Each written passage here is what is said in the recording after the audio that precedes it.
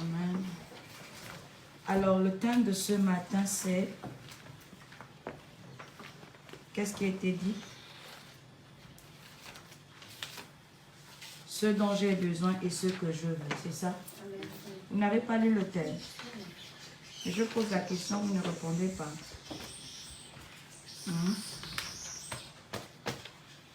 Qui est venu recevoir de Dieu ce matin? Qui se sent concerné ce matin? Ah, même le prophète. Alors, ce dont j'ai besoin et ce que je veux. Amen. Le texte de base qui nous a été donné, c'est Philippiens 4, verset 6 et Somme 37, verset 4. Alors, le contexte historique de Philippiens, c'est que c'était une église ou encore un peuple, je dirais une église parce que la lettre a été adressée à l'église de Philippe. Alors, les Philippiens étaient les amis de l'apôtre Paul. Ils ont beaucoup soutenu l'apôtre Paul pendant ses difficultés, matériellement, financièrement. D'ailleurs, c'est la seule église qui a soutenu financièrement et matériellement le serviteur de Dieu face à toutes ces églises qu'il a pu ouvrir par la grâce de Dieu dans différentes villes. Alors, il va ouvrir cette église lors d'une situation complexe, je dirais une crise. Généralement, c'est pendant les crises que le Seigneur nous parle mieux. C'est pendant les crises que le Seigneur nous révèle sa pensée et nous remet sur la direction qu'il avait choisie ou encore qu'il a choisie pour nous. Alors, l'apôtre Paul, par la grâce de Dieu, ne va pas rétrograder ou ne va pas perdre espoir face à son engagement et à l'appel qu'il a reçu de son Dieu. Il va, malgré les épreuves qu'il traversait, continuer de servir Dieu et de finalement ouvrir cette église-là lors de son second voyage missionnaire. Après avoir ouvert cette église, il va servir par la grâce de Dieu. Certains membres vont adhérer et l'église va croître. Il va arriver qu'on va l'emprisonner à nouveau parce que, pour la petite histoire et pour ceux peut-être qui ont déjà eu la grâce, l'apôtre Paul a été beaucoup emprisonné et beaucoup persécuté pendant sa mission. Certainement parce qu'il a beaucoup persécuté aussi les enfants de Dieu. C'est pourquoi nous devons faire attention, nous qui n'avons pas encore répondu à l'appel, de se comporter bien avec les serviteurs de Dieu ou encore dans les églises. Pourquoi? Parce que quand ton heure va sonner, ce que toi tu as fait, c'est ce que tu vas recevoir. Si tu as été têtu, tu auras des enfants têtus. Il faut faire très attention. Si tu as été menteur, tu auras des fils. C'est malheureusement ça. Et l'apôtre Paul a subi ce qu'il a fait subir aux serviteurs. C'est d'ailleurs à cause de lui que Étienne a été lapidé. Donc le Seigneur ne pouvait pas le laisser en paix. Pourquoi le Seigneur, vous allez peut-être me dire, pourquoi le Seigneur a permis, malgré le fait qu'il a accepté Christ comme étant Seigneur et Sauveur personnel et de le servir, pourquoi le Seigneur a continué à le persécuter, ou le permettre qu'on l'emprisonne alors qu'il servait Dieu? Le Seigneur a permis pour qu'il témoigne véritablement de la fidélité de Dieu et de sa bonté. Yeah. Si tu ne vis pas ce que tu as fait subir à l'autre, tu ne vas pas témoigner le négatif et le négatif autant pour moi et le mauvais et les conséquences liées à ça. Il n'y a que la personne qui a vécu qui a la capacité d'exprimer en mieux ce qu'elle a vécu. Ça veut dire que quand tu étais négatif, tu as la capacité de témoigner le mauvais côté de ce négatif. Quand tu quittes au positif, tu auras l'appréciation meilleure de ce qui était négatif face au positif. Donc, par l'appréciation meilleure, tu donneras un meilleur témoignage à ton prochain en disant que moi j'ai été, ne fais pas ça, parce qu'au sortir de ça, voici ce que je subis. Si le Seigneur le laisse comme ça et oublie, il ne va pas rendre témoignage de ce qu'il a connu et de ce qu'il est aujourd'hui. Est-ce que vous voyez un peu? Et c'est ce qui a été malheureusement le partage de l'apôtre Paul. C'était juste un bonus. Donc, il va être emprisonné à nouveau. Et pendant son emprisonnement, l'église de Philippe va faire des dons comme à la coutume parce qu'il soutenait vraiment l'apôtre Paul. Donc, ils vont faire parvenir ce don par Épaphrodite, c'est ça son nom, Épaphrodite qui était un membre de cette église. Et pour dire à l'église qu'il avait bien reçu le colis, il va rédiger cette lettre. Donc, la rédaction de cette lettre, c'était la reconnaissance, c'était la joie, c'était le fait de dire que j'ai bien reçu votre don des mains de Épaphrodite, il me les a bien donnés, je suis dans telle situation, les choses se passent comme vous pouvez vous imaginer, voici ce que je traverse, mais je vous demande de garder votre foi, de rester persévérant, de croire que ce que je vous ai annoncé ne se contredit pas peut-être face aux obstacles que je vis, parce que Dieu reste le même. Donc c'est une lettre qui est remplie d'affection, c'est une lettre qui est remplie d'encouragement, c'est une lettre qui est, on l'appelle même la lettre d'amour, parce que c'est l'amour spirituel exprimé à l'endroit de l'église et des membres qu'il soutenait ou encore qu'il dirigeait pendant son existence ou encore pendant le fait qu'il était leur pasteur. Amen. Donc c'est une lettre qu'on peut plus ou moins on appelle comment comparer au livre des cantiques que nous connaissons être pour l'amour Eros. Et là, c'est l'amour filial. D'accord? Donc, la lettre aux Philippiens, c'est l'expression de l'amour filial. Amen. C'est important. On peut te dire, où est-ce que je peux trouver des encouragements face à l'amour filial? Ou Philippe. D'accord? Philippiens, et trouve un verset qui pourrait aider et montrer à quelqu'un qu'il est plein que tu as plein d'affection, encore qu'il est aimé de par un frère, de par une sœur, de par un berger, etc., etc. Le livre de Psaumes, c'est un livre de prière qui a été écrit par beaucoup d'auteurs. Mais la majorité de ces psaumes écrits, on les attribue à David, au roi David. Parce que le roi David est la personne qui a donné une offrande extraordinaire des prières à Dieu, certainement face à la désobéissance qu'il a faite devant le péché de la femme adultère et étrangère. Et face à sa notoriété, on appelle comment son statut, voilà, son statut royal, d'accord? Donc, il est une personne qui était beaucoup persécutée face à ses responsabilités, parce que j'ai envie de vous dire que quand on est appelé à des hautes fonctions, ça ne veut pas dire qu'on sera exclu des persécutions ou encore exclu des épreuves. Les hautes fonctions, les positions importantes nous exposent plus même au combat que autre chose. Donc, il était véritablement persécuté et à chaque fois, certainement, il prenait un temps pour rédiger des prières à Dieu. Et ces psaumes sont utilisés, exploités même en signe de dîmes, de cantiques, pour pouvoir adorer et célébrer Dieu en plein culte. Autrefois, dans les églises orthodoxes, on utilisait cela pour les hymnes. Ce qu'on dit Dieu, miséricorde insondable, ce sont des psaumes, ou encore Dieu tout-puissant, ce sont des hymnes qui ont été inspirés de ce livre de psaumes. Donc quand tu veux prier, si tu ne sais pas prier, comme font certains, tu peux ouvrir le livre de psaumes et te retrouver afin d'avoir un canevas qui va te permettre de pouvoir prier. D'accord? Donc le livre de psaumes sert à ça. Et nous avons la grâce ce matin d'avoir le verset qui a été tiré de l'auteur lui-même, David. Parce que ce psaume que nous venons de lire a été écrit par David lui-même. Alors, ce matin, comme je pouvais le dire, le thème, c'est ce dont j'ai besoin et ce que je veux. La question que nous allons nous poser ce matin, c'est comment est-ce que tu réagis face à ton besoin et à ton vouloir. Parce que nous savons que le je veux vient du verbe vouloir, d'accord? Ce n'est pas le vœu de émettre un vœu, d'accord? C'est le désir, d'accord? C'est ce que tu souhaites avoir, d'accord? Donc, comment est-ce que tu réagis face à ton besoin et à ton vouloir? Certainement en tant que chrétien que tu es, d'accord? La définition que nous allons d'abord nous donner, parce qu'il y a deux mots qui sont forts là-dedans, c'est le besoin et le verbe vouloir, donc le vœu. C'est quoi un besoin?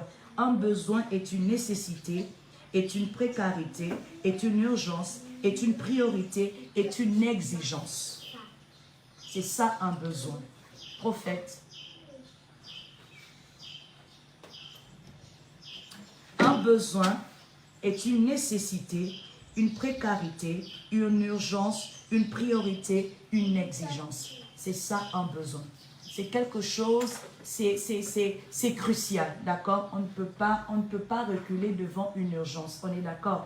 Si on recule devant une urgence, c'est qu'on a accepté de vivre le drame.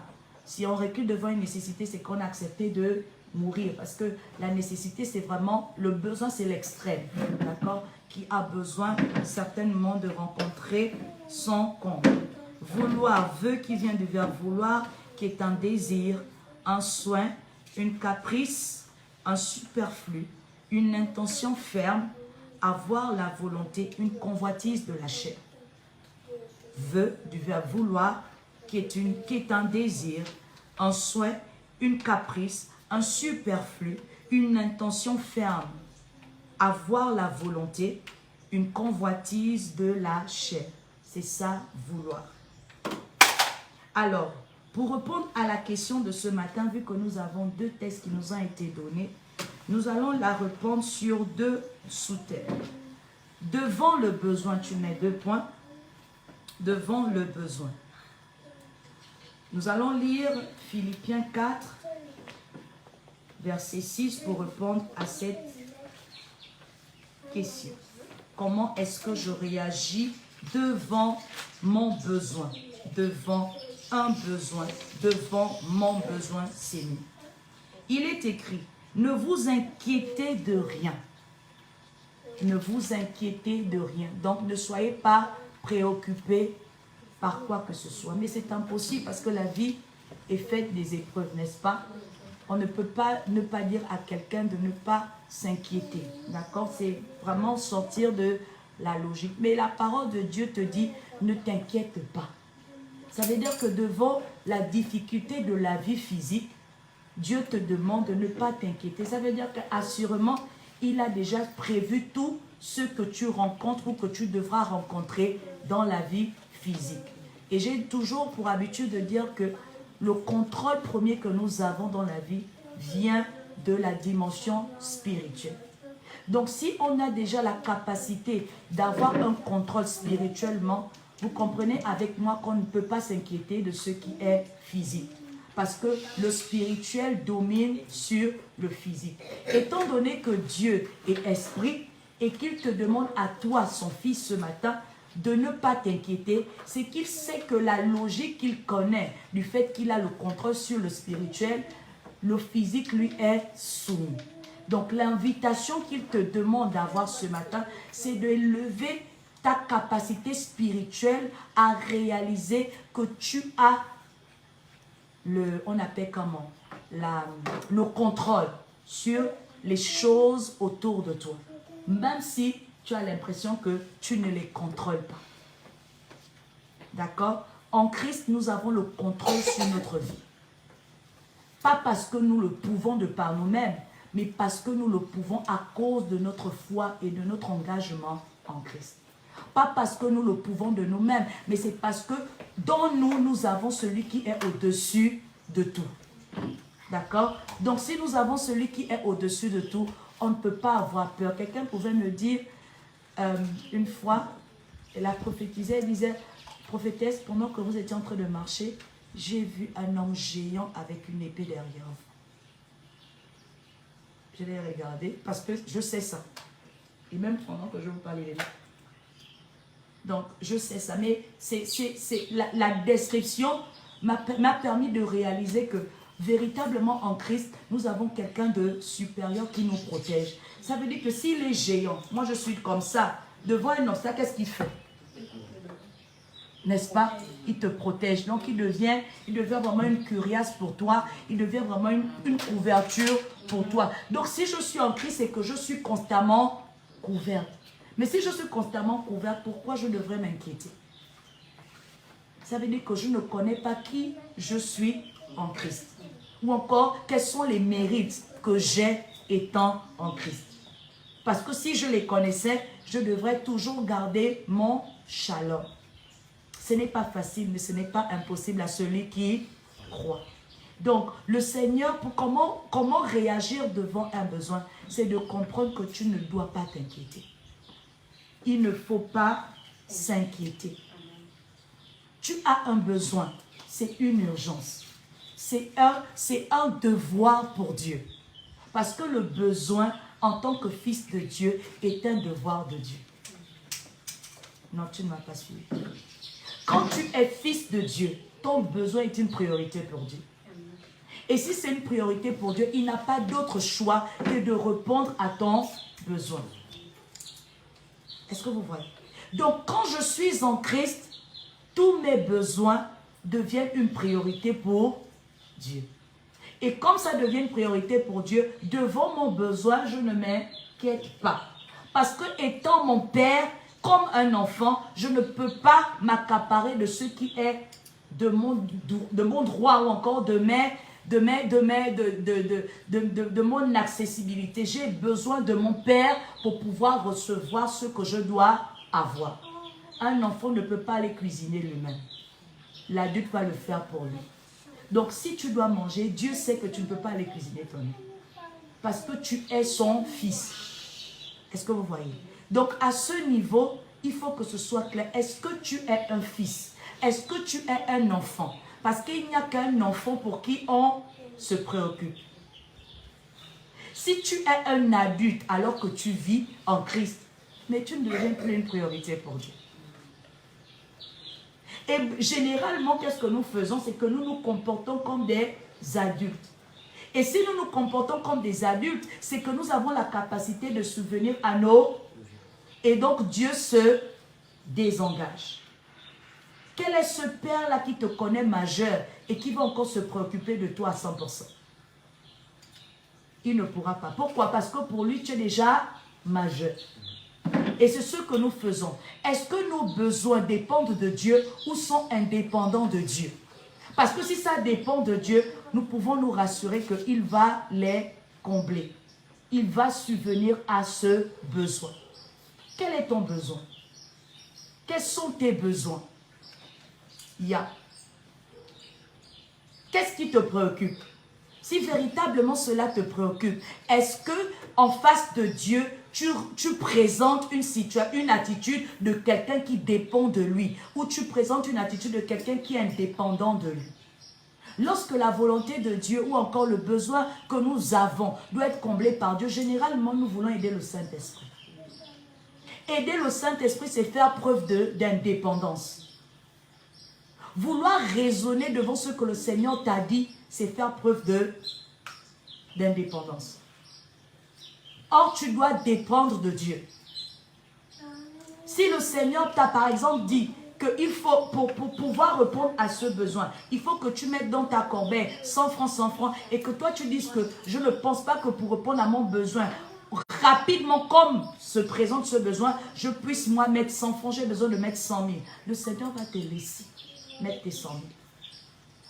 Et tu vas constater que lorsque tu vas atteindre le quota, tu vas récolter avant une saison. Tu peux récolter pendant une crise et perdre tout ce que tu auras économisé. Or, lorsque le Seigneur te demandait de mettre 100 francs, 100 francs, c'était pour attendre la saison où il devrait avoir la multiplication pour que toi, tu bénéficies de la saison qui est en abondance.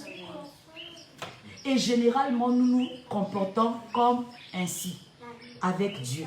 Est-ce que dans la saison que tu es en train de chercher à posséder ou encore de combler ton besoin est une saison de famine ou c'est une saison d'abondance? Nous nous récoltons en Christ dans des saisons de famine et pas dans des saisons d'abondance. Et nous faisons en sorte que malheureusement le Seigneur s'auto-questionne sur notre engagement à lui ou encore notre conversion en lui.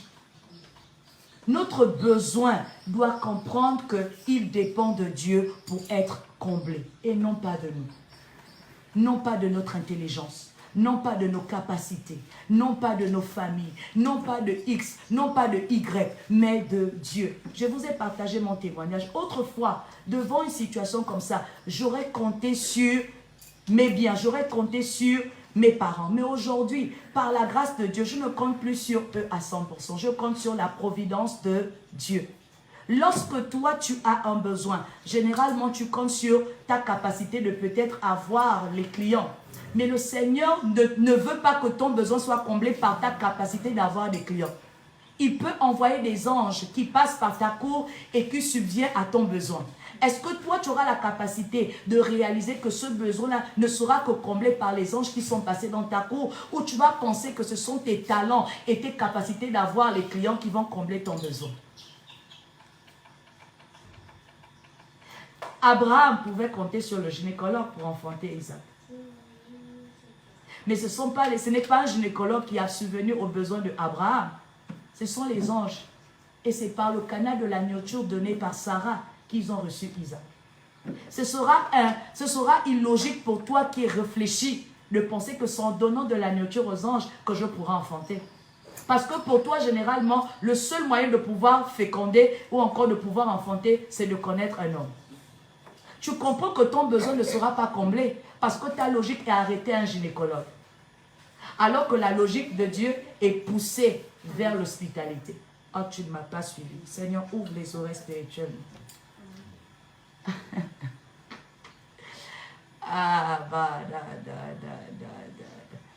Être en Christ, c'est une folie, n'est-ce pas? C'est pas donné à tout le monde. Comprendre Dieu, c'est pas donné à tout le monde. Être intelligent en Dieu, ce n'est pas donné à tout le monde. Amen. Beaucoup font du mécanisme spirituel ou encore chrétien que du concret. Vous allez remarquer que dans les sujets qui permettent d'exceller en Christ, il y a souvent une atmosphère de fatigue. Mais dans les choses vanité, reçois le mariage, amen, il y a une vibration. Et le Saint-Esprit est dans le silence. Regarde, en anglais, il dit, he's whispering. Ça veut dire qu'il souffle. Le Saint-Esprit, quand on souffle, est-ce que vous pouvez écouter le bruit? C'est comme ça que le Saint-Esprit fait. Donc, il faut une certaine sensibilité pour comprendre que là, il est en train de passer. Il ne passe pas dans l'agitation. Non, il passe dans le calme. Parce qu'il est comme une eau profonde. L'eau profonde, quand tu regardes, ne s'agite pas au-dessus, non. Ce sont les bord qu'il y a les vagues qui viennent pas. Au fond, là-bas, il y a quoi? C'est calme. Mais va te jeter dedans. Tu vas être surpris de te retrouver dans la profondeur. Mais là où il y a le bruit, les vagues arrivent. C'est le sable, non? Ça fait le bruit. Donc, c'est en haut. C'est le superflu. Il y a des bénédictions. À un certain niveau, on ne doit plus s'exciter. Parce que c'est le bruit. C'est le sable. Quand tu veux monter, va dans les eaux. Développe ton intelligence parce que tu auras une capacité de Salomon. Parce que Salomon était très intelligent et très sage. Pas parce qu'il s'est limité à ce qu'il voyait. Non, parce qu'il avait une réflexion poussée de ce que les autres ne voyaient pas. Donc quand nous sommes en Christ, nous devons aller chercher, vraiment comprendre les choses. C'est-à-dire que quand tu vois un verset que les autres ont toujours exploité, demande à Dieu de te l'expliquer comme les autres ne l'ont jamais compris. Tu vas remarquer qu'au-dessus de ce que tu as déjà reçu des autres, il y a un plus qui t'a été accordé. Et quand toi tu vas l'interpréter, les autres seront surpris de savoir que, my God, comment est-ce qu'elle a abordé ça comme ça, alors que longtemps, moi, je l'ai abordé comme ça. Le besoin de Dieu ne se compte pas par notre logique des hommes, ou encore selon notre logique humaine, ou encore selon nous. Quand on dépend de Dieu, quand on a un besoin que nous devons combler en Dieu, le processus dépend d'eux et la logique dépend d'eux. Donc comment tu fais? Tu regardes Dieu, assieds-toi à sa droite et tu le regardes. Il faut que nous apprenions à nous asseoir à la droite de Dieu lorsque nous sommes face à un besoin. Quand tu t'assois à côté de quelqu'un, est-ce que tu bouges? Tu es assise, n'est-ce pas? Tu ne fais rien, tu es vraiment assise parce que tu ne peux rien faire. C'est ça, s'asseoir, c'est être stable. Tu ne t'agites pas. Tu n'es pas plein des émotions. Tu es plein de confiance parce que le fait de t'asseoir te met dans une stable. Voilà. Donc si tu crois que Dieu peut combler ton besoin, pourquoi t'agiter? Pourquoi avoir peur? Fais confiance en Dieu. C'est vrai que ta chair peut réagir, mais apprends à revenir et à t'asseoir et comprendre que si ce besoin-là doit être comblé par Dieu, qu'importe mes réactions, qu'importe mes stratégies, ça ne sera pas comblé par ça, ça sera comblé par Dieu. Parce que même si j'agis, même si je réagis, ce sera toujours incomblé. Pourquoi? Parce que je n'ai pas comblé ce qui devait être comblé par Dieu. Est-ce que vous voyez? Notre besoin. Quel est ton besoin, ma fille?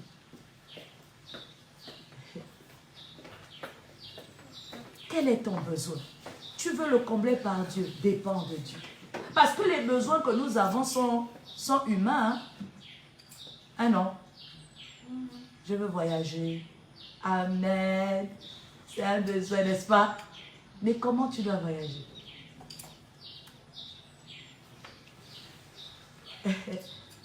Comment tu dois voyager? Je veux travailler. Amen. Comment tu penses recevoir de Dieu? Parce que Dieu peut faire en sorte que tu travailles là où ton CV n'est pas arrivé. Est-ce que tu vas dire, mais moi, on t'appelle et puis tu vas dire, non, mais je ne peux pas envoyer mon CV là-bas. Tu veux travailler ou tu ne veux pas travailler? Tu veux que le Seigneur réponde à ton besoin ou tu ne veux pas que le Seigneur réponde à ton besoin? Parce que si le Seigneur répond à ton besoin, il n'est pas obligé de respecter le fait que tu aies déposé ton CV. Il peut faire en sorte que quelqu'un pense à toi et puis dit, je crois que cette position l'appelait tel numéro. Mais tu as postulé selon Dieu qui vient de le combler. Tu ne vas pas dire, non, moi je joue au super honnête. Je ne peux pas accepter cet emploi-là parce que je n'ai pas déposé mon dossier là-bas. Tu viens de réagir comme quelqu'un qui dépend de lui et non de Dieu.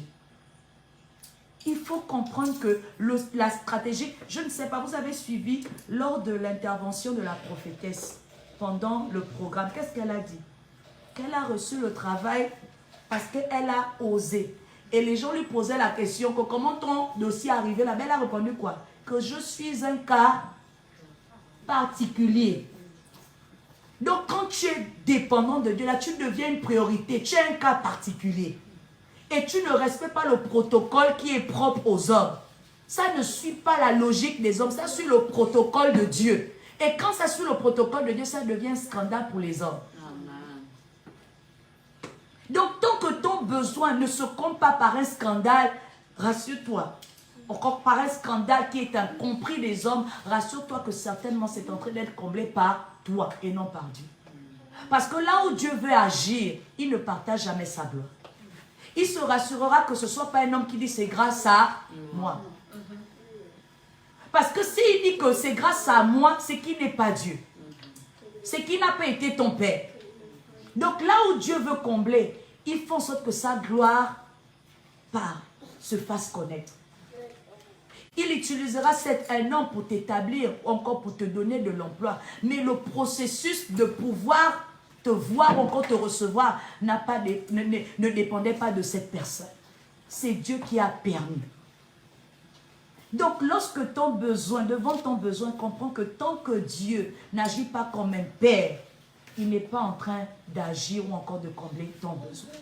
Deuxième point, il dit, mais en toute chose, par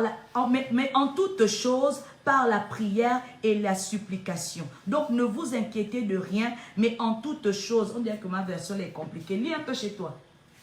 Qu'est-ce que ça dit dans ta version? Mais faites connaître. Mais en toute chose, par la prière et la supplication. C'est ça que ma version Thompson dit. Ta version dit quoi? Philippiens. Oui. Pendant ce temps, vous pouvez noter, il faut savoir s'adresser à Dieu. Vous mettez en souci pour rien, mais en toute chose, exposez vos besoins à Yahweh. Exposez vos besoins à Dieu. Dans d'autres versets, il dit prier et supplier Dieu. Donc, il faut s'adresser à Dieu.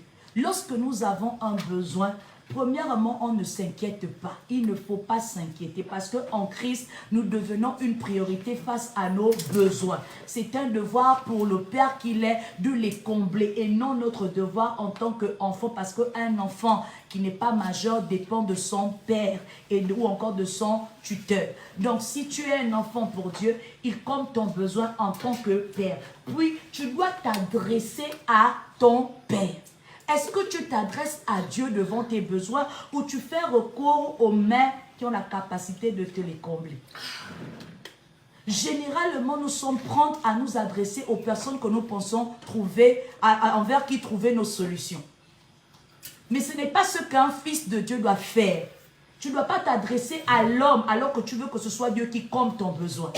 Tu dois premièrement t'adresser à Dieu pour que lui, il utilise les hommes en ta faveur pour combler ton besoin. Lorsque tu es fils à papa et que tu as une situation, une difficulté, même en tant que chrétien, tu auras tendance à faire recours aux connaissances de tes parents. Alors que tu es désormais fils de Dieu et que le Seigneur n'a pas besoin de tes connexions, des connexions de tes parents pour te donner ce dont tu as besoin. Il peut même, pour te confondre, utiliser des personnes qui n'ont pas la position de ces personnes que tu pensais combler ton besoin pour te prouver qu'il peut arrêter un feu avec de l'eau sale. Donc, lorsque tu as un besoin, adresse-toi à qui de droit. Si c'est à Dieu, si c'est Dieu qui doit combler ton besoin, adresse-toi à Dieu.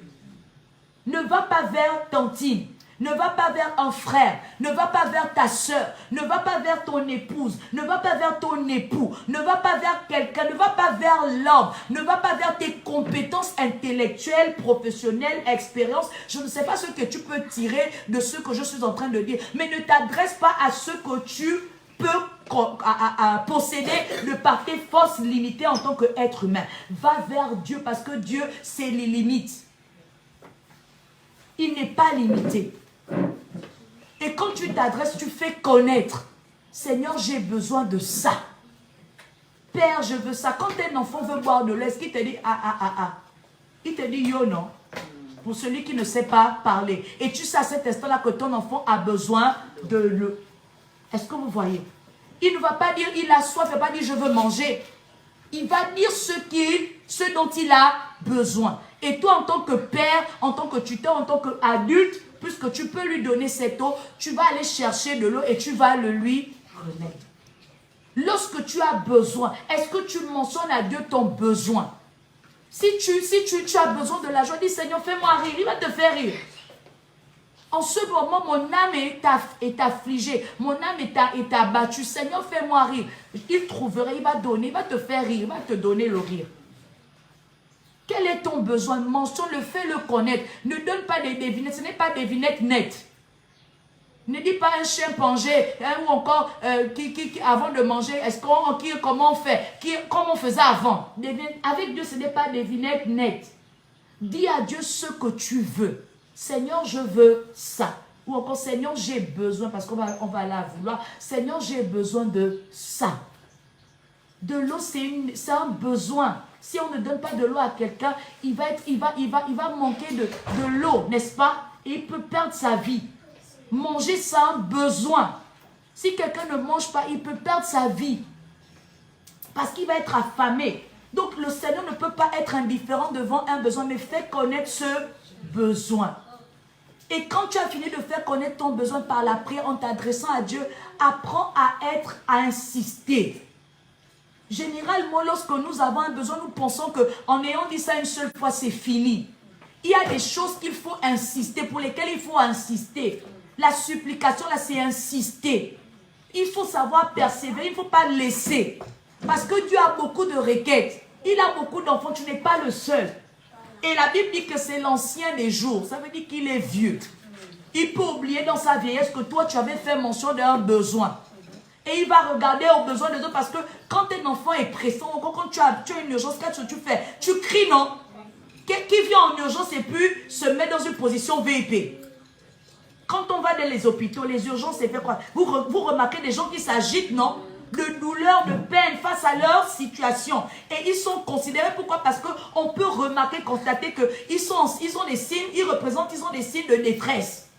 Est-ce que quand tu t'adresses à Dieu, tu as une position de quelqu'un qui est en détresse? Ou tu viens en VIP, tu fais le signe de croix comme certains. Tu fais le Notre Père. Il y a un moment donné, le Notre Père ne suffit pas. Il faut que tu exprimes ce que ta chair, ce que tu ressens.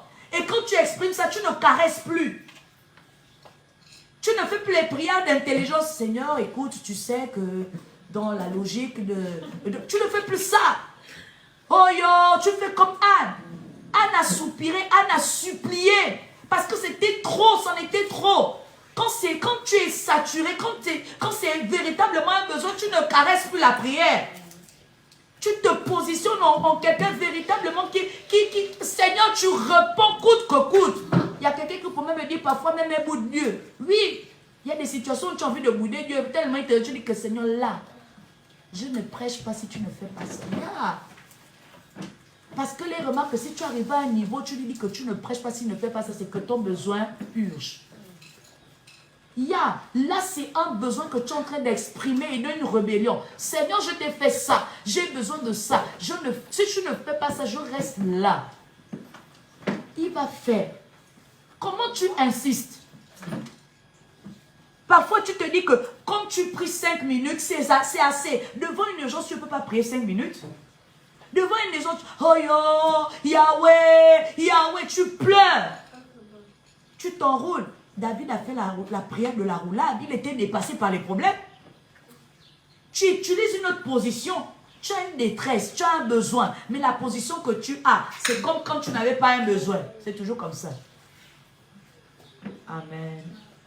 Jésus. Ah bon? Mais c'est que ton besoin n'est pas réel. Si tu gardes la position que tu as quand tu es content et quand tu es éprouvé, c'est que ton besoin n'est pas réel. Quand ton besoin est réel, tu changes après, ça chauffe, tout chauffe. Tu es obligé de dire que Seigneur, reviens à mon secours. Parce que là, vous avez vu une maman, quand elle est sur le point d'accoucher, est-ce elle croise les pieds, elle dit, oh, elle prend le... Non, elle doit accoucher son enfant parce que la douleur est déjà arrivée à son sommet. Donc quand tu as besoin, ça presse tellement que tu ne peux plus retenir. Seigneur, je veux, tu insistes. Tu ne viens pas dans une position de l'arrogance. Écoute, ben, Seigneur, je ne sais pas. Non, c'est pas ça. Un enfant, quand il a besoin de quelque chose, il te fait même la figure de la pitié, mais il te montre qu'il a vraiment besoin. La figure, quand tu es là, tu es touché par l'expression de son visage et tu es obligé de lui dire, bon, tiens, va. Généralement, lorsque nous prions avec insistance, nous avons après l'habitude de montrer l'orgueil à Dieu. Yeah. Nous sommes parfois orgueilleux devant Dieu. Parce que supplier, c'est être petit, n'est-ce pas? C'est se mettre sous. On dit la main qui a besoin de recevoir est en bas. Mais tu ne peux pas recevoir de Dieu et puis te mettre en haut.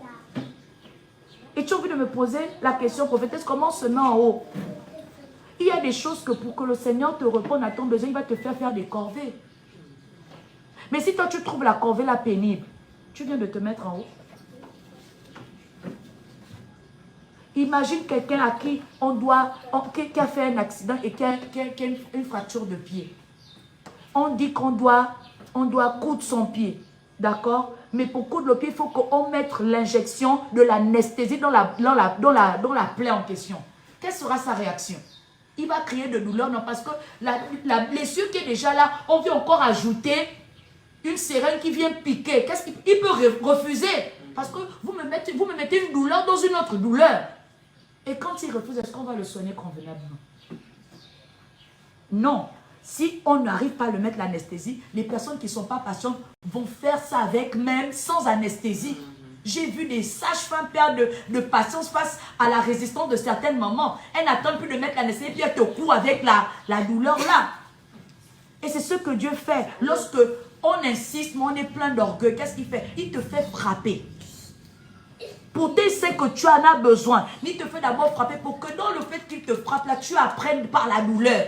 Mais on n'a pas besoin de ça. Si l'urgence est là, nous devons nous comporter pour qu'on nous aide jusqu'à ce que nous ayons trouvé notre aise. Nous ne devons pas nous dire que bon, les autres ont fait, ils n'ont rien eu. Seigneur, tu es là, mais moi aussi je fais. Parce qu'on n'est pas différent, on est créé de la même manière. Non, toi tu n'es pas l'autre. Si Dieu t'a dit que pour toi, il faut que tu sois en blanc et que les autres soient en multicolore, ne change pas parce que tu vois les couleurs des autres jolies. Toi, pour arriver aux couleurs des autres, tu as besoin de porter le blanc. Respecte ce blanc. Parce que tant que tu ne respectes pas cette couleur-là, le Seigneur ne va pas te permettre de connaître les autres couleurs. Et parfois, les autres qui sont en multicouleurs ont besoin de porter ces couleurs-là pour identifier le blanc sur toi. Nous ne sommes pas les autres. Si certaines personnes ont eu des faveurs grâce à l'arrogance et à l'orgueil, à la malice, à la triche, toi, en tant qu'enfant de Dieu, tu ne dois pas te mettre dans ça. Parce que rentrer dans la triche, dans la malice, c'est faire preuve d'orgueil. Parce que l'orgueil, c'est quoi? L'orgueil, c'est le fait de ne pas suivre la volonté de Dieu. Tout simplement. L'orgueil, ce n'est pas la modestie. Ce n'est pas parce que tu ne parles pas beaucoup que tu es devant Dieu. L'humilité dont parle la Bible, c'est le fait de suivre la droiture de Dieu. C'est le fait de suivre la vérité de Dieu. Que t'a dit Dieu à propos de toi? Si Dieu t'a dit, va te laver par le canal de Élisée, va te laver dans la boue 7 fois, et que toi, parce que tu es riche, comme le magicien, tu ne veux pas te laver, mais tu vas rester avec ta lèpre. Parce que tu auras l'impression de dire que pourquoi je vais aller me laver à la boue? Pour d'autres personnes, tu les as guéris avec l'imposition des mains. Mais pourquoi moi, tu veux me guérir par la boue? Tu veux être guéri de la lèpre ou tu ne veux pas être guéri? Et c'est comme ça que nous nous comportons devant le besoin que nous avons de Dieu. C'est nous qui avons besoin, mais c'est nous qui faisons le chantage à Dieu. C'est nous qui présentons des situations compliquées, mais c'est nous qui faisons le chantage à Dieu. C'est toi qui as soif, mais c'est toi qui refuses de te diriger à la pompe. Il te dit, va, c'est là-bas où tu auras de l'eau. Mais toi, tu dis, non, tu me prends le verre comme tu as servi les autres et tu me donnes de l'eau. Ce n'est pas possible. Le Seigneur t'a annoncé quelque chose. Tu dois, pour atteindre ce but, il faut que tu fasses X, Y, Z. Tu dis non.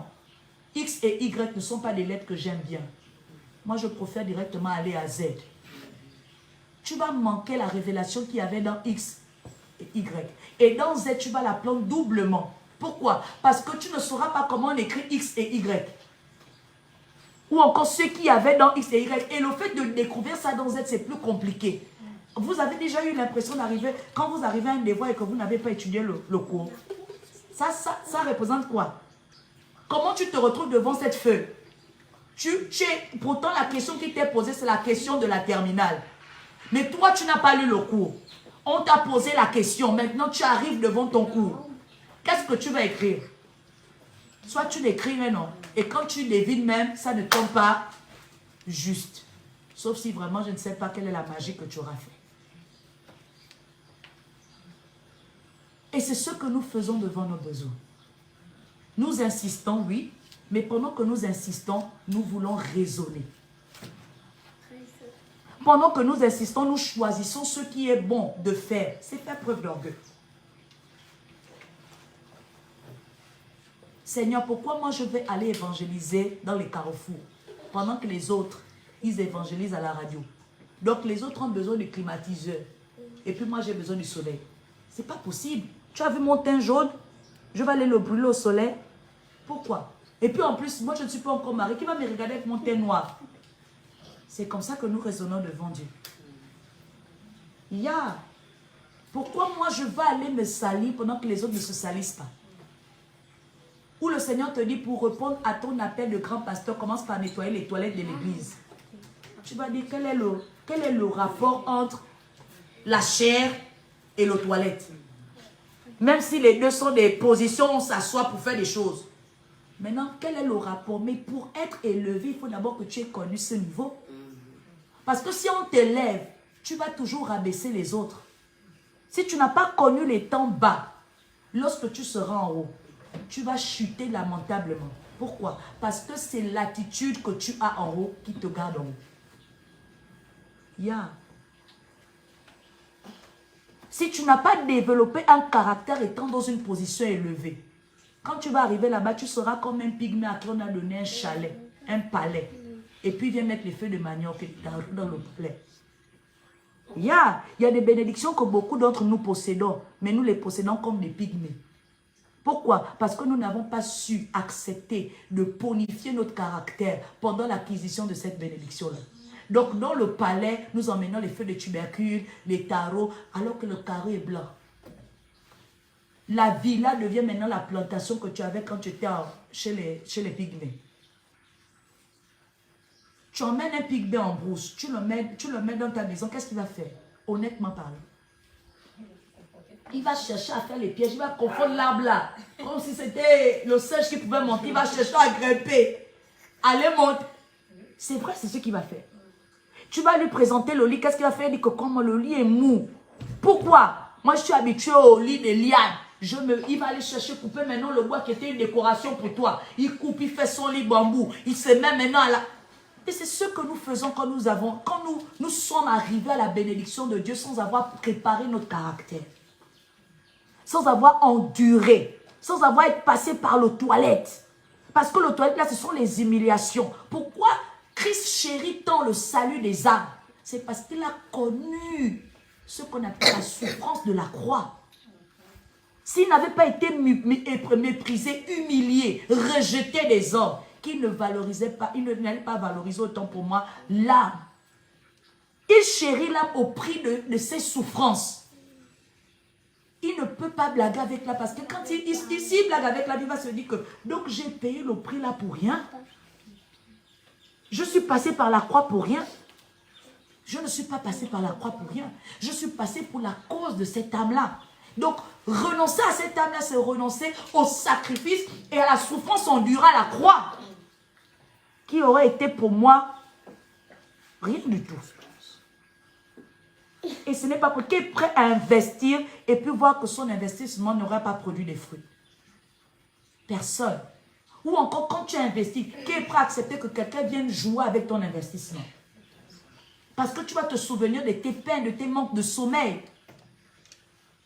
Est-ce que vous voyez l'importance de parfaire son caractère? Ça te forge et tu deviens forgeron.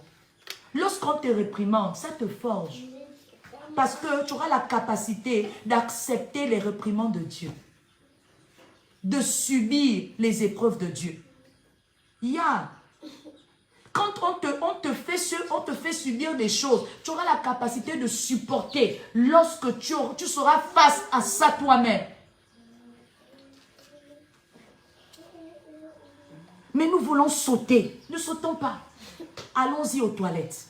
Commençons à nettoyer ces toilettes-là. Les autres viennent faire le dégât. Oui, nettoyons ça. Commençons par le commencement. Commençons par la genèse. Pour valoriser et pour mieux entretenir le demain. L'élévation. Pour savoir que quand je suis en haut, je vois l'autre en bas. Que je me dise qu'un jour aussi, elle sera comme moi devant. Je n'ai pas le monopole de l'élévation. Parce qu'elle peut être en train de passer par ce que moi je suis passé. Et quand tu manifestes ça, tu as l'humilité. Tu as l'amour. Tu as la considération du prochain. Si tu n'as pas été rejeté des hommes, tu ne sauras pas valoriser l'amour de quelqu'un. Si Christ aime les âmes, c'est parce qu'il a été rejeté par les hommes. L'apôtre Paul dit quoi? Je sais vivre dans l'abondance comme dans la disette. Ces deux dimensions sont importantes. Pourquoi? Parce que ça nous permet de pouvoir apprécier, de pouvoir garder l'équilibre dans l'humilité. Tu veux que le Seigneur, tu t'es adressé à Dieu, oui, tu as insisté, mais est-ce que tu es humble? Est-ce que tu es resté humble? Il dit, reviens à ton premier amour. Ça veut dire que reviens à comment tu as commencé. Est-ce que là où tu es, là, tu es resté humble? Pendant que tu es en train de chercher à posséder. Parce que si tu possèdes mal, tu vas mal gérer. Où est-ce que se situe ton humilité face à ce que tu veux recevoir de Dieu? Si tu ne l'as pas encore, je suis en train de te dire, accepte de souffrir, de travailler ton caractère. Accepte de passer par le feu. accepte, prends cela comme un bien, un trésor. Parce que quand tu parviens à travailler ton caractère, pendant que tu es en train de recevoir de Dieu, personne ne pourra venir t'arracher ça. Il y a une différence entre, je l'ai posté sur mon statut, entre avoir le pouvoir et l'autorité. Beaucoup de chrétiens ont le pouvoir, mais très peu n'ont pas d'autorité. C'est pourquoi le diable s'amuse avec ce que vous possédez. Ce que tu as reçu par l'autorité, tu ne peux pas perdre ça. Ce que tu as reçu par le pouvoir, on peut te l'arracher et donner à quelqu'un d'autre.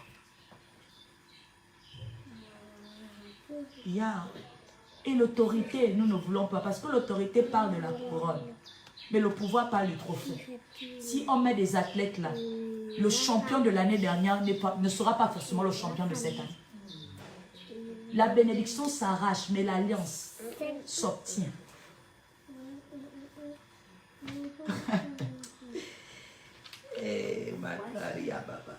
Répète avec moi, la bénédiction s'arrache. La bénédiction s'arrache. Mais l'alliance s'obtient. Mais l'alliance s'obtient. Pourtant, l'alliance, c'est la bénédiction. Qu'est-ce que tu possèdes? Tu possèdes cela comme une bénédiction ou bien comme une alliance. L'enfant est une bénédiction. Mais pour changer la dimension de la bénédiction qui peut être arrachée, il faut que tu changes ton enfant en une alliance. C'est pourquoi Abraham a changé Isaac à oh,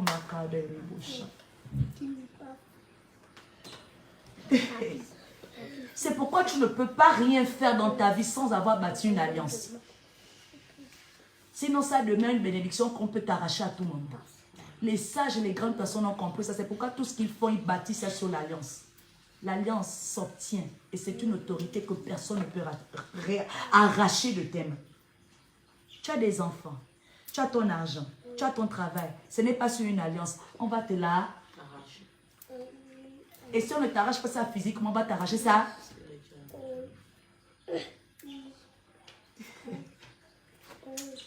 Dis avec moi, la vie en Christ, ce n'est pas les gâteaux. La vie en Christ, ce n'est pas les gâteaux. C'est mystique. Si tu n'es pas mystique en Christ, tu ne vas pas exceller. C'est au-delà de la spiritualité. C'est le mystique. Il ne faisait rien. Lui-même, il était un prophète. Il ne faisait rien. Tout était prophétique. Parce qu'il comprenait ce qui se passait dedans. Et il a compris la révélation de choses. Pourquoi on n'arrive pas à déposséder la possession de Christ? Parce qu'il a payé ça au prix du sang. Il a fait alliance avec chacune de ses âmes. C'est pourquoi aucune âme ne peut pas aller au ciel sans passer par lui. L'alliance est faite avec l'âme. Si tu n'acceptes pas Christ, ton âme ne peut pas être sauvée. Il a fait alliance avec ton âme. Et c'est lui qui a l'autorité de dire. C'est pourquoi c'est lui qui comparaîtra le dernier jour et qui décidera là où tu iras. Ce n'est même pas dans le Père, parce que le Père s'est destitué. C'est lui qui est assis au trône. Il a fait alliance avec les âmes qui vont être jugées. Donc si tu n'acceptes pas de faire alliance avec lui, quand il fera, puisque l'alliance parle, toute âme répond à l'alliance de Christ. Que tu sois dans le péché, que tu sois dans la vérité, donc dans la justice.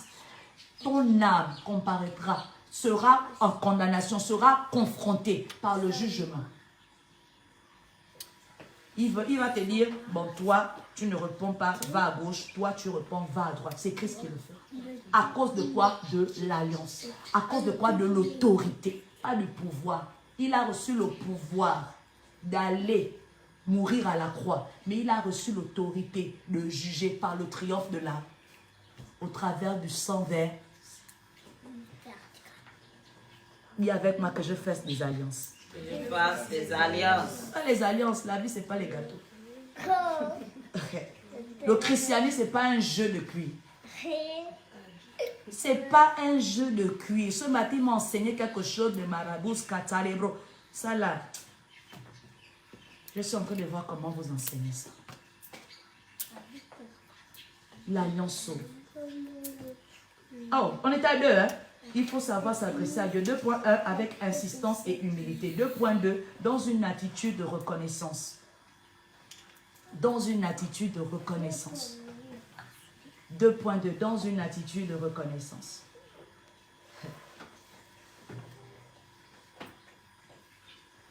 Ils ont dit en action de grâce. Comment tu es en train de souffrir et puis tu vas commencer à reconnaître que Seigneur, merci. Hein? C'est pas facile dans la chair, n'est-ce pas? Mais c'est ce que tu dois faire en tant qu'âme. Tu dis merci à Dieu sans pourtant déjà avoir reçu ce que dont tu as besoin. Parce que être reconnaissant, c'est déjà avoir reçu. J'ai reçu et je suis reconnaissant. Mais comment tu n'as pas encore reçu? Et puis on te demande déjà d'avoir une attitude de reconnaissance. Avoir la foi, le don de foi, l'espérance de choses que tu veux voir, mais que tu ne touches pas déjà. Tu as demandé à Dieu, tu t'as adressé, tu as été humble. Commence déjà à dire, Seigneur, je te bénis, parce que la parole de Dieu te dit qu'il est fidèle. Comment tu violentes, tu accélères on appelle comment? Ton acquisition. Seigneur, je reconnais que ce n'est pas moi qui me suis donné ça. Je reconnais que c'est toi qui me permet même de prier. C'est toi qui me permet même de pouvoir insister. C'est toi qui me permet de pouvoir espérer. Des attitudes de reconnaissance. Seigneur, c'est vrai que c'est dur, mais grâce à toi, je parviens à être là. La reconnaissance. Tu n'es pas reconnaissant quand tu es content. Parce que la joie, l'émotion, là, ne symbolise pas, on ne révèle pas la spiritualité. C'est quand tu as mal là et que tu as la capacité d'être content, c'est-à-dire que de te contenir, de te contenter, que tu es en train de montrer à Dieu que oui, tu es un homme de foi. Que tu es un homme spirituel, que tu es un homme mystique, que tu es un homme averti, que tu es un homme déterminé. Oui, Seigneur, ça fait mal. Mais je ne renonce pas à toi. Je vis à cause de toi. Tu as la capacité de dire, malgré ma douleur, je peux encore venir à l'église. Malgré mes peines, je peux encore prier pour une sœur. Malgré ceci, je peux encore faire cela. À cause de quoi? À cause de toi. Malgré ce que je traverse, j'ai quand même la volonté, la foi de rester. À cause de qui? À cause de toi. Même si je n'ai pas encore reçu ce que j'attends, je continue d'être là à cause de toi. Attitude de reconnaissance. Le Seigneur n'est pas impressionné lorsque nous avons déjà reçu. Parce que comme un enfant, nous pouvons toujours en demander plus sans reconnaître que on a déjà reçu. Un enfant, si tu lui donnes un bonbon, il va encore te demander le bonbon. Même si tu l'as déjà donné le bonbon, il va encore te demander le bonbon. Parce qu'il n'est pas rassasié, il n'est pas contenté. La capacité de pouvoir être reconnaissant ne s'exprime pas en Dieu lorsqu'on a déjà possédé. Ça s'exprime lorsqu'on a la capacité d'endurer, de s'attendre, d'espérer. Oui, Seigneur, je sais que demain sera meilleur. Oui, Seigneur, je ne vois pas demain. Ça veut dire que même si moi, je ne vis pas demain, je sais que tu le feras grâce au fait que j'aurai déjà planté ma semence. Parce qu'il y a des fruits qu'on ne mangera pas nous-mêmes. Comme Moïse. Moïse était appelé à aller à la terre. Mais il n'est pas arrivé à la terre. Hein. Mais ça n'a pas enlevé le fait que le Seigneur a promis que la terre sera possédée par le peuple. Mais il a rendu grâce à Dieu en faisant quoi? En persévérant jusqu'à ce que le Seigneur lui dit, bon, tu t'arrêtes. Il n'a pas dit que Seigneur, je ne pense pas que je vais arriver à la terre.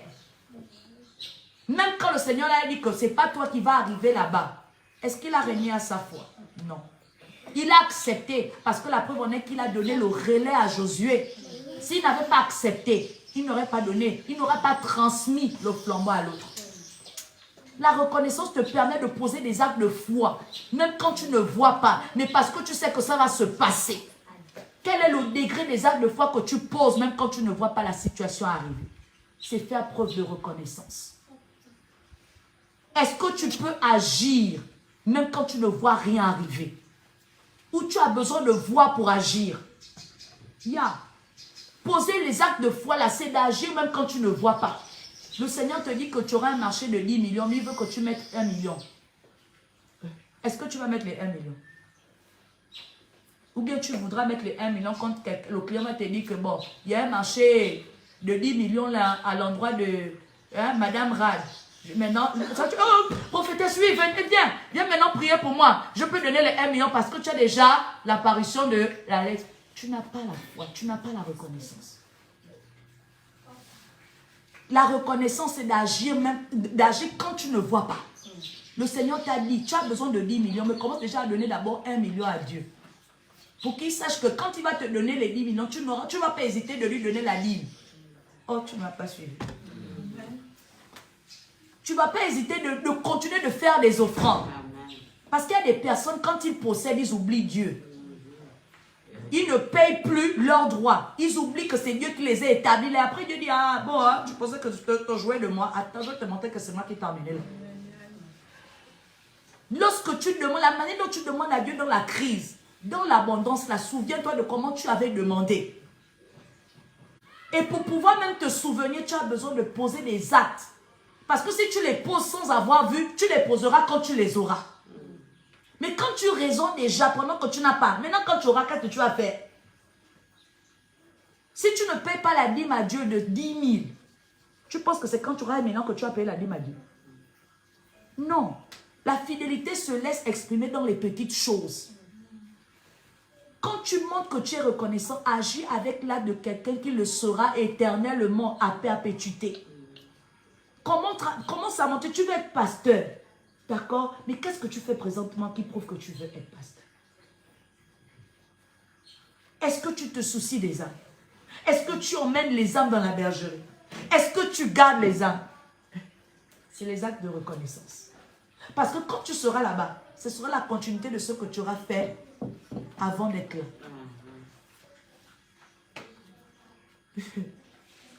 Tout commence avant. Que fais-tu présentement? Le Seigneur t'a dit que tu es prophétesse. Ok, c'est bon. Mais comment est-ce que tu te contiens dans la connaissance, dans le dépôt, dans ce que tu reçois? Parce qu'un prophète ne parle pas beaucoup. Dès que le Seigneur te dit, oh! La kukakakakatatatata. Lisa yabachete kedebosa. Yes! Il me l'avait dit dans le secret. Tu n'es pas un prophète. Ou encore tu es un prophète bébé. Un prophète de Dieu. Vous avez vu Dieu parler n'importe comment. Il parle aux besoins selon le besoin et quand il veut. Donc si tu es prophète de Dieu, c'est quand Dieu a besoin que tu parles. Il ne parle pas parce que tu veux impressionner que tu reçois de Dieu. Il y a des prophéties que le Seigneur me dit de chacun d'entre vous. Je me tais jusqu'à ce qu'il me dit pas. Il y a des choses, parfois je vis des situations, je suis là, je suis en train paf, je vois des esprits, un esprit attaquer Chantia de là où elle est. Et je peux appeler, oui, allô, Chantia, à gauche de toi, il y a un esprit comme ça qui a telle couleur, commence à chasser ma fille, chasse, non. Pourquoi? Dieu n'est pas agité. Dieu n'est pas agité, ce n'est pas un enfant, il est responsable. Donc, en ma qualité de prophète, je ne suis pas agité. Si tu es en Christ, tu es agité, mais tu dois revoir. Est-ce que tu es contrôlé par Dieu? Tu dois être posé, tu dois être constant. Tu dois être fidèle à ce que Dieu te dit, à ce que tu fais avec Dieu. Pas agité. Les agitations, là, c'est non, c'est pas bon.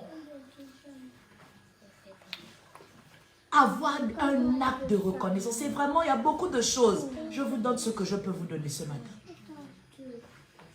Comment tu agis pendant que tu attends Dieu? Pose des actes de reconnaissance.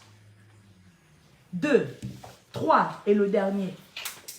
Il faut que le Seigneur le considère véritablement comme un besoin pour toi. Parce que comment tu agis devant le besoin? Il faut que le Seigneur le considère comme étant un besoin pour toi. Est-ce que le besoin que tu as, le Seigneur peut le considérer comme étant un besoin? Parce que toi, tu penses que c'est un besoin, mais c'est une caprice. Ce n'est pas un besoin. Un enfant aime le sucre, mais est-ce que c'est un besoin pour lui? Non. Ce n'est pas un besoin pour lui. Pourtant, dans le corps, on a besoin du sucre, n'est-ce pas? Mais il y a une dose appropriée. Mais quand c'est l'excès, ce n'est plus un besoin. Ce sont maintenant des caprices. Donc, il faut que ton besoin véritablement rencontre l'aval de Dieu si c'est un besoin. Et la seule manière de pouvoir montrer que c'est un besoin, fais comme Anne. Anne avait un besoin, c'était d'enfanter. Elle a prié le Seigneur, donne-moi un enfant. Le Seigneur savait que c'était un besoin parce qu'elle était stérile. Mais pendant toutes ces années, il ne lui a pas accordé le besoin. Pourquoi? Parce que ce n'était pas un besoin pour Dieu. Quand le Seigneur a répondu aux besoins de Anne, c'est parce qu'il y a eu échange. Tu me donnes un fils, je te donne un serviteur. Est-ce que le besoin que le Seigneur va combler pour toi le servira?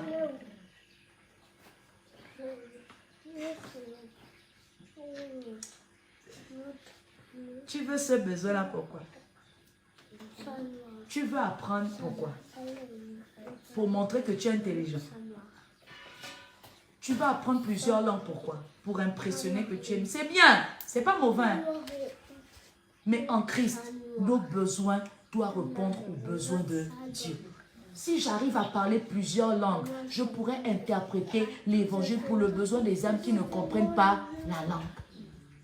À ce moment, le Seigneur te donne la capacité d'apprendre les langues. Pourquoi? Parce que à côté de ton bien-être, de pouvoir connaître ces langues et d'être remarqué par le monde, tu auras la capacité d'annoncer l'évangile. Yeah. Tu veux cette position, pourquoi? Pour montrer que tu as réussi. Mais dans ça là, comprends qu'il y a des âmes qui doivent reconnaître que tu sers Dieu, comme Daniel, et se donner à Dieu. Comprends que tu vas subvenir aux besoins de ces familles démunies, parce que tu vas faciliter l'emploi. Et quand ils vont le remarquer, qu'ils constatent que tu le fais parce que tu as la crainte de Dieu, pas parce que tu veux les mépriser, les dominer. Tu réponds le besoin dont tu as, que tu présentes à Dieu. Ça répond aux besoins de Dieu comment? Parce que tant que le Seigneur ne trouve pas son intérêt, ça peut être un caprice. Je disais à quelqu'un, je priais pour un de mes beaux-frères, et je lui ai dit, le voyage que tu veux faire là, c'est pour aller annoncer l'évangile. Ce n'est pas pour aller retrouver ta famille. Donc, il faut que tu revoies les formules de tes prières. Parce que le Seigneur me demande de te dire que tu ne voyages pas pour t'exiler et vivre la belle vie avec ta famille là-bas. Tu vas pour répondre, pour étendre son évangile là-bas. Et jusqu'ici, il n'a pas encore reçu le visa. Pourquoi? Parce qu'il n'a pas changé la prière. Pourtant, c'est un besoin. Sa famille est. Sa famille est là-bas. Mais il ne peut pas aller là-bas. Pourquoi? Parce qu'il n'a pas réalisé, il n'a pas mis le besoin une priorité pour Dieu. Et tant que ce n'est pas une priorité pour Dieu, il te regarde. Pourtant, c'est un besoin. Qui peut accepter d'être loin de sa famille? C'est difficile. Tu es marié, mais tu es loin de ton épouse. Ça t'expose à quoi? L'infidélité. Ça vous expose à quoi? À une séparation, un divorce. Et beaucoup d'autres choses avec ce monde-là qui se pervertit de jour en jour. Mais tant que tu ne changes pas le besoin, le Seigneur te regardera. Parce que pour lui, tu agis comme on l'a dit au départ, comme un adulte et non comme un enfant. Comme quelqu'un qui connaît et non comme quelqu'un qui dépend de lui. Et il va attendre. Et Dieu est patient. Il n'y a pas plus patient que Dieu. Il peut te faire perdre même toute ta vie. Toi, tu pars, tu n'es jamais enterré. Parce qu'il aura été patient. Il y a beaucoup qui ne vivent pas leur vie. Pourquoi? Parce que longtemps, ils auront résisté à Dieu. Et Dieu a été patient. Il attendra que ton fils vienne prendre le relais pour continuer. Pendant que toi, tu es là, tu te dis que tu prends ton temps. Dieu est patient. Et il va faire en sorte que ton temps passe. Et dans sa patience-là, quand tu parles, il dit, oh, moi je continue avec ton fils. Et ce n'est pas toi qui bâtis le temps. Nous devons faire attention. Nos besoins cadrent avec Dieu ou à ça cadre avec notre orgueil. Tu veux voyager. Je vous le dis tous les jours. Je voulais voyager pour ne plus être au Gabon. Parce que je n'aime pas ce pays. C'était de l'orgueil. Parce que je voulais voyager, n'aimant pas le Gabon. Pourquoi? À cause de la manière dont c'est sale. C'est de l'orgueil, hein? Et le Seigneur a fait qu'elle dit, attends, je vais te montrer que c'est moi qui commande. C'est pas que c'est l'argent qui manque. Je suis là. Et c'est ce que Dieu fait. Tu as des projets, mais tu ne sais pas pourquoi ça n'avance pas. Pourquoi? À cause du fait que Dieu n'est pas au centre. Est-ce que ton besoin cadre avec la volonté de Dieu? En tant que fils, est-ce que ton besoin cadre avec la volonté de Dieu? Tu veux être une grande chantre, mais tu vis dans l'impudicité. Tu vas partager quoi aux gens? La lèpre. Ton besoin, c'est d'ouvrir un CD, n'est-ce pas? De te faire connaître par les gens, n'est-ce pas? Mais Dieu est là, il te regarde. Tu dois l'avoir en lui.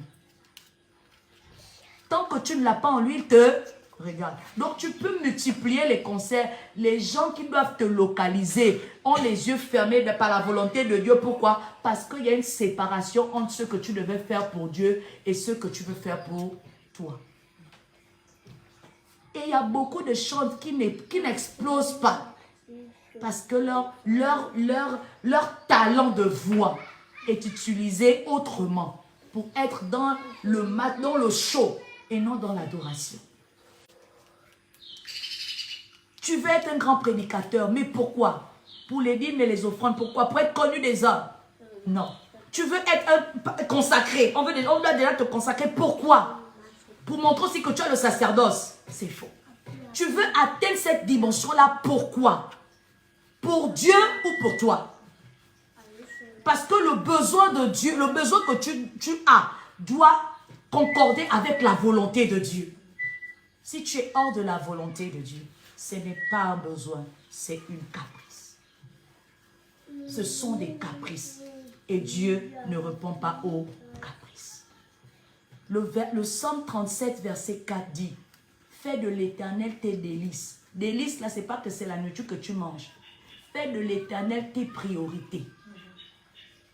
Il ne faut pas lire le verset là comme je vois les gens qui sont contents, ils posent ça sur le statut. Fais de l'Éternel tes délices, il te donnera tout ce que ton cœur désire. Le Seigneur est une priorité dans ta vie. Fais de l'Éternel tes priorités. Sinon, fais de l'Éternel ta priorité. Et il te donnera ce que ton cœur veut. Donc, devant un vouloir, devant ce que tu veux là, commence d'abord à faire de Dieu ta priorité. Tu veux quoi? L'argent? Est-ce que ton argent adore Dieu? Tu veux quoi? La position? Est-ce que ta position plaît à Dieu? Tu veux quoi? Qu'est-ce que tu veux? Les voyages, est-ce que ça plaît à Dieu? Qu'est-ce que tu veux? Les enfants, est-ce que ça plaît à Dieu? Parce que autant le besoin est un devoir pour Dieu de te le combler, toi, dans ton vouloir, sache que tu dois faire de tes désirs un besoin de Dieu. Sinon, un besoin pour Dieu. Donc, vous échangez. Yeah. Pendant que toi, tu veux, ça représente un besoin pour Dieu. Et tu es obligé de combler ce besoin-là pour Dieu. Comme lui, il est obligé de combler ton besoin pour toi. Le besoin que tu as. Yeah. Et dans ça, Dieu est gagnant. Donc, tu ne peux pas vouloir, tu ne peux pas avoir un besoin qui soit hors de la volonté de Dieu en tant que fils de Dieu. Ce n'est pas possible. Parce que dans les deux dimensions, que ce soit un besoin, que ce soit un vouloir, il faut que tout cadre et mette Dieu en priorité. Parce que Dieu veut toujours être gagnant. Quelqu'un a dit en plein atelier, je crois, que Dieu est... Non, c'est dans un groupe, que Dieu est le plus grand des hommes d'affaires. C'est vrai. Dieu est un businessman. C'est un homme d'affaires. Il est toujours gagnant. Au commencement, Dieu, à la fin, Dieu. Qui gagne? Dieu. Si tu n'as pas compris ça avec Dieu, là, tu seras toujours dans la perte. Ce que Dieu te donne, il finit toujours par récupérer ça. Tu veux Dieu, il se donnera, il se livrera, mais comprends que tu vas toujours revenir. Il y aura toujours un retour d'investissement. Il y aura toujours un retour d'investissement. Donc ne fais rien. Veux Dieu, c'est bien. Parce que quand tu as Dieu, tu as tout. Mais donne-toi en entier. Tu veux Dieu qui est tout et tu veux te donner à moitié. Tu veux Dieu qui est tout, mais tu veux garder ta volonté. C'est te donner à moitié. Et il ne peut pas se révéler comme le Dieu qui doit te donner tout. Mais dans le fait qu'il soit un Dieu qui est au commencement à la fin, avec ou sans toi, il reste Dieu. Donc qui est perdant? C'est toi. C'est nous. Tu dis, je ne crois pas en Dieu. Qui est perdant? Je crois en Dieu. Qui est gagnant? Qui est perdant? Avec ou sans Dieu, il reste Dieu. Avec ou sans ton temps, il reste Dieu. Donc que tu acceptes, que tu n'acceptes pas. Quand tu refuses de faire la volonté de Dieu, maman, il t'enlève. Il prend quelqu'un d'autre, il passe. C'est lui-même. Amen. Je prie que ce matin, nous apprenons à aligner nos volontés et nos désirs à Dieu seul. Que nos besoins soient tournés sur Dieu. Que nos volontés, que nos désirs, vraiment que nous fassions de... Quand j'ai vu ça, je me suis énervée. Je dis, Seigneur, pourquoi? Non, délice, je dois trouver mon plaisir, yes, en toi. Je dis, Seigneur, pourquoi? Tu me dis que tu exauces mon désir. Non, maman, tu dois exaucer ma chair. Il me dit, ah bon? Mais en moi, tu es esprit. En Christ, nous sommes des esprits. Et l'esprit a des désirs opposés à la chair. Comment est-ce que moi, je vais t'exaucer dans la chair alors que tu es supposé être esprit? Et l'esprit soumet la chair. Donc, j'exauce l'intérieur des volontés. C'est ça.